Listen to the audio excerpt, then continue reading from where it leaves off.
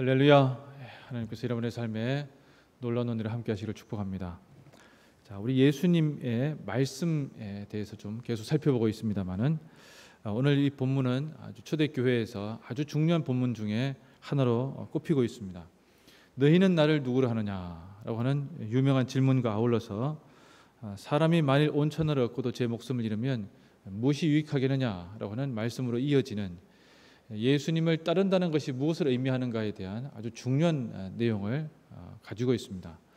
자, 이 빌립보 가이사랴라고 하는 지방은 갈릴리 쪽에 근처에 있는 지방인데, 물론 가깝지는 않고 한 30km 떨어져 있는 지방인데, 여기에는 당시에 만신전이라고 그러죠. 이방 우상을 섬기는 신전이 산에 가득했습니다.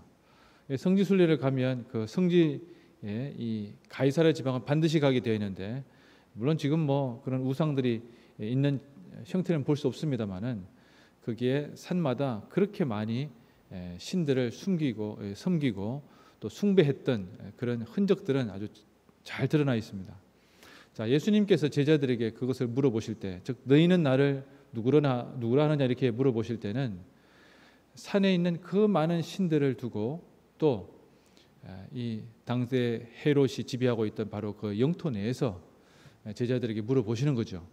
자, 사람들은 뭐라고 대답하는가 하면은 엘리야다, 세례 요한이다, 예레미야다, 선지자급이죠, 그죠? 이렇게 얘기를 하고 있는데, 그런데 예수님께서 너희는 나를 누구라 하느냐 이렇게 물어보셨을 때 시몬 베드로가 그 유명한 주는 그리스도시요 살아계신 하나님의 아들이십니다 이렇게 대답을 하였고, 예수님께서는 시몬 베드로에게 베드로야, 너는 그 말을 한 것이 네 머릿속에서 나온 게 아니다. 또 네 부모가 머리를 좋게 해서 그렇게 해서 나온 것이 아니고 하나님께서 너에게 깨닫게 하셨다. 이렇게 큰 칭찬을 하십니다. 자, 이 베드로가 한 칭찬의 본질이 뭡니까? 주는 그리스도시요. 그리스도는 메시아라는 뜻입니다. 그런데 주는 메시아일 뿐만 아니라 하나님의 아들이라고 하는 것. 하나님의 아들은 예수님이 신성을 가지고 계신다는 뜻입니다.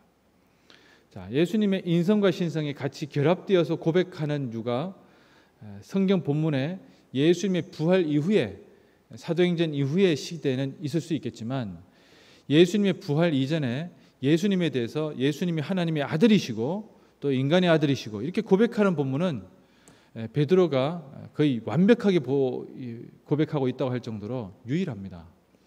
여러분들은 어떻게 고백하십니까? 주는 그리스도시요 살아계신 하나님의 아들이십니다. 하나님의 아들로, 즉 예수님이 하나님으로 고백하고 계십니까? 그렇게 만약에 고백하지 않는다면 구약 말고 신약에 있는 부분은 이거 다 찢어버려야 됩니다. 이게 되게 쉬운 것 같으면서도 대단히 어려운 고백입니다.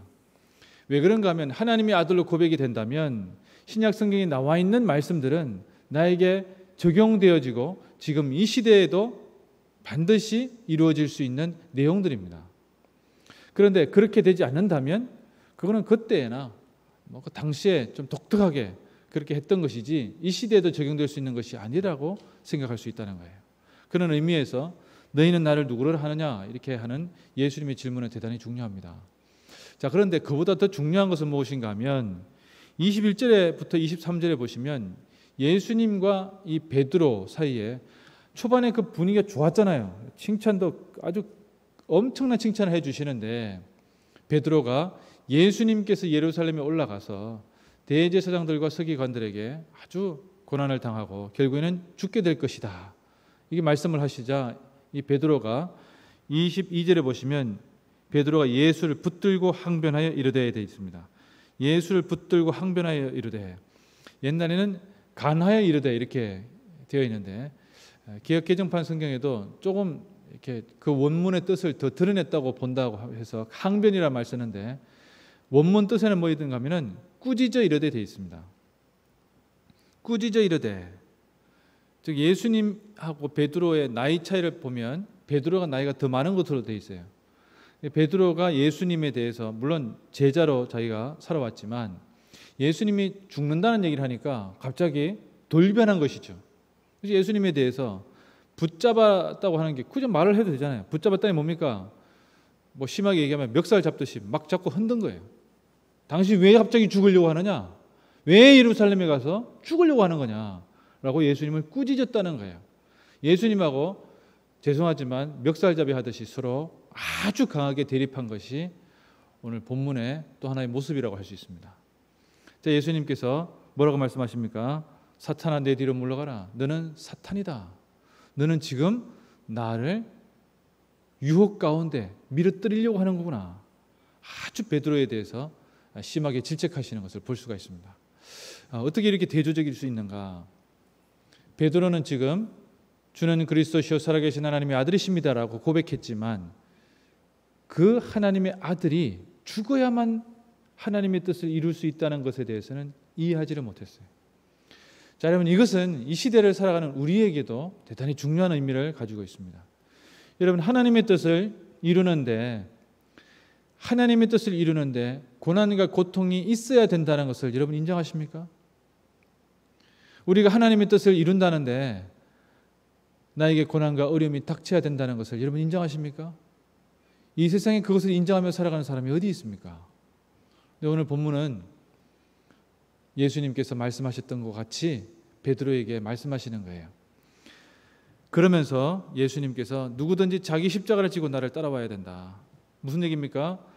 당신들에게는 나는 내 십자가, 즉 하나님의 뜻을 이루기 위해서 이 십자가를 지고 따라가겠지만 당신들도 하나님의 뜻을 이루기를 원한다면 십자가를 져야 된다는 거예요. 그러면서 25절에 26절에 이렇게 얘기를 합니다. 누구든지 제 목숨을 구원하고자 하면 잃을 것이요 누구든지 나를 위하여 제 목숨을 잃으면 찾으리라. 사람이 만일 온 천하를 얻고도 제 목숨을 잃으면 무엇이 유익하리요? 사람이 무엇을 주고 제 목숨과 바꾸겠느냐? 예수님께서 지금 무슨 말씀하시는가 하면 너에게 가장 중요한 것을 잃지 않기 위해서는 뭐 해야 된다는 겁니까? 너의 십자가를 지고 나를 따라와야 된다는 거예요. 우리는 나에게 가장 중요한 것을 얻기 위해서 고통과 고난이 필요하다고 생각하지 않고 또 주님의 길을 그 뒤를 따라간다고 하는 것이 십자가를 지는 것 같은 고통이라면 과연 따라가야 될 것인가에 대해서 고민합니다. 그러나 여러분, 오늘 본문은 예수님께서는 우리에게도 말씀하시는 겁니다.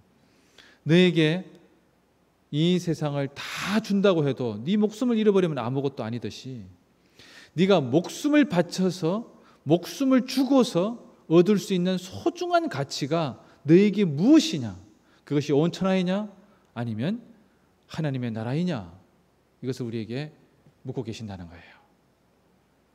여러분, 그러면 하나님께서 우리에게 목숨을 주고도 바꿀 수 없는 그 소중한 가치, 그것이 예수 그리스도이고 그것이 하나님 나라이고 그것이 신앙의 가장 본분이라면 주님께서 우리에게 그것을 허락하여 주신다는 것입니다.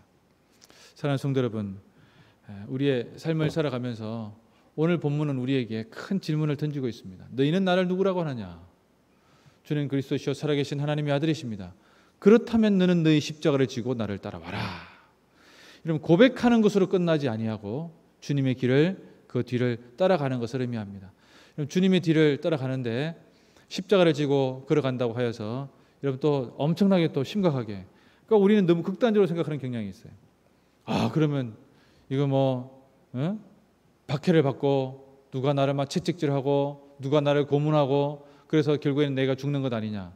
여러분, 그런 영광은 우리에게 쉽게 허락되지 않습니다. 여러분, 순교자는 그 사람에게 하나님께서 주시는 놀라운 은혜예요. 천국에 갈 때 흔히 얘기하죠. 하나님 좌우편에 누가 있을 것인가?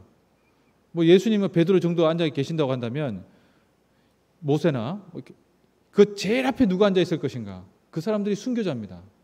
순교자는 아무에게나 순교를 허락하지 않아요. 왜? 순교 자체가 너무 힘들고 어렵고 그러나 그것에 놀라운 영광이 있기 때문에 순교할 만한 사람만 순교시킨다는 거죠.